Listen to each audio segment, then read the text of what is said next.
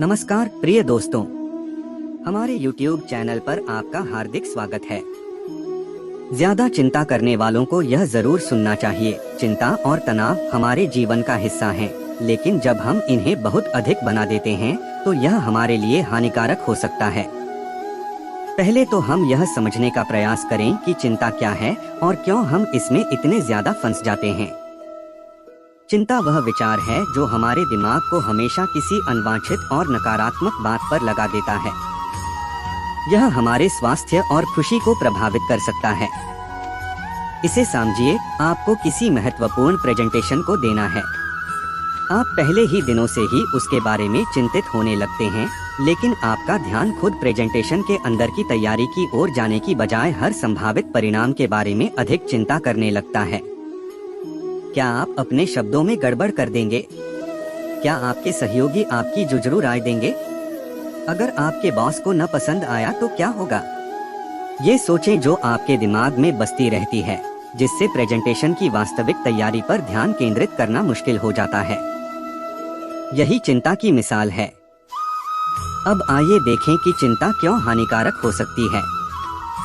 पहली बात तो यह है कि यह चिंता और तनाव को बढ़ा सकती है।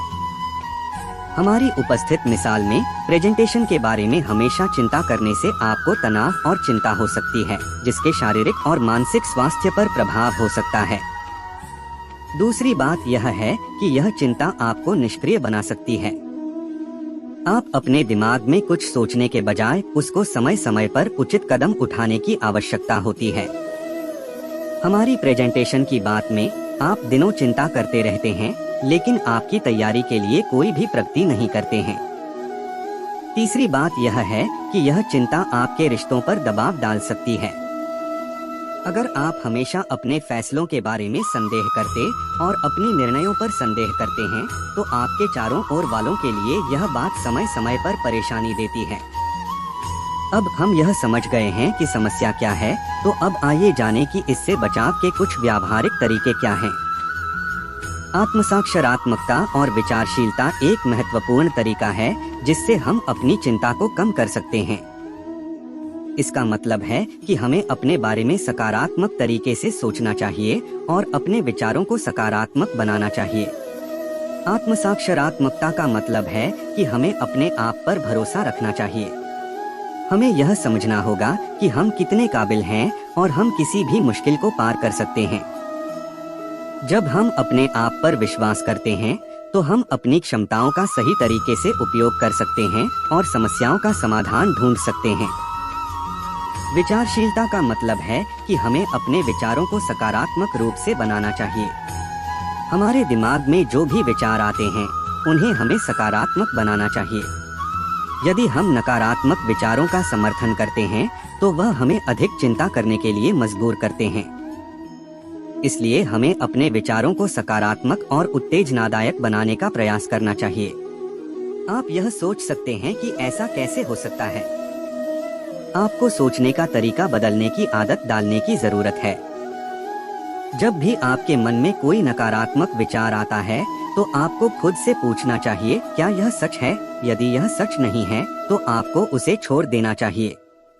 आपको अपने विचारों को सकारात्मक बनाने के लिए प्रयास करना होगा, जैसे कि आप खुद को सफलता की ओर बढ़ने का क्षमता है और आपके पास समस्याओं का समाधान हो सकता है। इसके अलावा आपको सकारात्मक और उत्तेजनादायक भाषा का उपयोग करना चाहिए। आपको खुद से कहना चाहिए कि आप कुछ कर सकते हैं और आपके पास प्राप्तियों की संभावना है। जब आप खुद को सकारात्मक भाषा में सोचते हैं, तो आपकी स्वाभाविक आत्मसाक्षरात्मकता बढ़ती है और आप अधिक सकारात्मक रूप से विचार करने लगते हैं। इस तरह आत्मसाक्षरात्मकता और विचारशीलता के माध्यम से हम अपनी चिंता को कम कर सकते हैं और अपने जीवन को बेहतर बना सकते हैं। यह एक स्वस्थ मानसिकता का महत्वपूर्ण हिस्सा है और हमारे जीवन को सुखमय बनाने में मदद कर सकता है। तो आपको खुद पर विश्वास रखना है, अपने विचारों को सकारात्मक बनाना है और सकारात्मक भाषा का उपयोग करना है। इससे आप चिंता को कम कर सकते हैं और खुशी और सफलता की ओर बढ़ सकते हैं।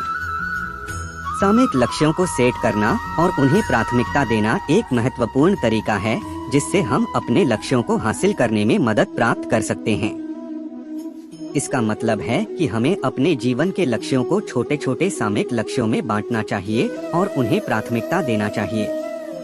सामयिक लक्ष्यों को सेट करने का मतलब है कि हम अपने बड़े लक्ष्यों को छोटे छोटे हिस्सों में विभाजित करते हैं। यदि हम एक बड़ा लक्ष्य हासिल करने का प्रयास करते हैं तो वह हमें डरा सकता है और हम थक जाते हैं। इसलिए हमें अपने लक्ष्यों को छोटे हिस्सों में विभाजित करना चाहिए, जैसे कि हम एक दिन के लिए या एक हफ्ते के लिए लक्ष्य सेट कर सकते हैं। इससे हम अपने लक्ष्य को पूरा करने के लिए अधिक संजीवनी और मोटिवेटेड रह सकते हैं। जब हम अपने लक्ष्यों को सामयिक रूप से विभाजित करते हैं तो हमें अपने कदमों को सजाने में मदद मिलती है। हम जानते हैं कि हमें किस दिशा में बढ़ना है और किसी विशेष समय में क्या करना है। इससे हम अपने समय और ऊर्जा का सही तरीके से उपयोग कर सकते हैं और अपने लक्ष्यों की प्राप्ति में सफलता पा सकते हैं। नकारात्मक और आत्मसंदेही विचारों को सकारात्मक आत्म बातचीत से बदल देना आपके जीवन को बेहतर बना सकता है। जब आप खुद को मैं कभी नहीं कर सकता के रूप में सोचते हैं तो इसका मतलब है कि आप अपने आप को हानि पहुंचा रहे हैं। इसके बजाय आपको अपने आप को मैं सामर्थ्य रखता हूं और मैं इन चुनौतियों को पार कर सकता हूं के रूप में देखना चाहिए। सकारात्मक आत्म बातचीत का मतलब है कि आप खुद से खुद में बात करते हैं और अपने मानसिक स्थिति को सुधारने के लिए कदम उठाते हैं। यह आपकी सोच को बदल सकता है और आपको अपने लक्ष्यों की ओर बढ़ने में मदद कर सकता है। आपके पास सामर्थ्य है और आप किसी भी समस्या को पार कर सकते हैं। यदि आप किसी काम को सही तरीके से करने के लिए कठिनाइयों का सामना कर रहे हैं तो आप उन्हें एक अवसर के रूप में देख सकते हैं। सकारात्मक आत्म बातचीत के माध्यम से आप अपनी सक्षमता को बढ़ा सकते हैं और स्वयं को एक महान व्यक्ति के रूप में देख सकते हैं। याद रखें, सकारात्मक सोच आपके जीवन को सकारात्मक दिशा में बदल सकती है और आपको सफलता की ओर आगे बढ़ने में मदद कर सकती है। आजकल के डिजिटल युग में हम समाचार और सोशल मीडिया से बहुत सारी जानकारी प्राप्त करते हैं।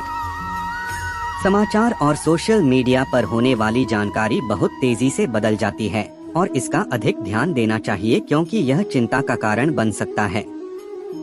हमें समय समय पर अपने समाचार और सोशल मीडिया को देखने का निश्चित समय बनाना चाहिए। इससे हम समाचार और जानकारी को सूचना के रूप में लेते हैं और हमारी चिंता कम होती है।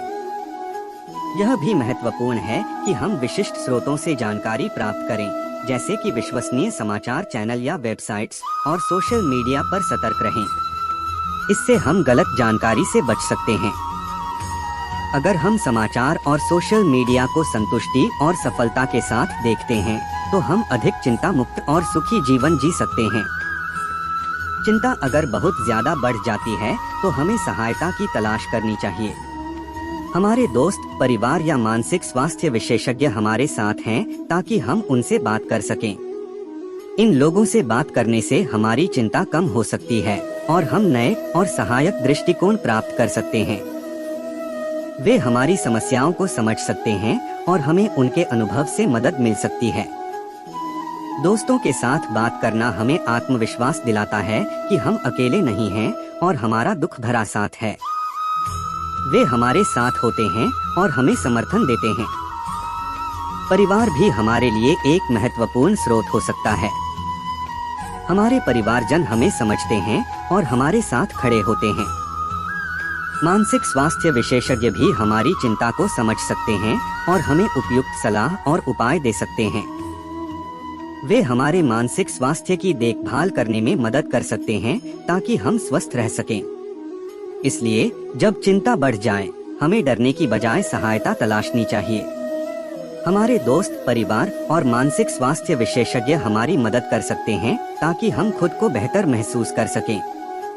संक्षेप में, अधिक चिंता करना हम सभी की सामान्य आदत है, लेकिन जब यह अत्यधिक हो जाता है तो यह हमारे व्यक्तिगत जीवन, उत्पादकता और रिश्तों पर नकारात्मक प्रभाव डाल सकता है।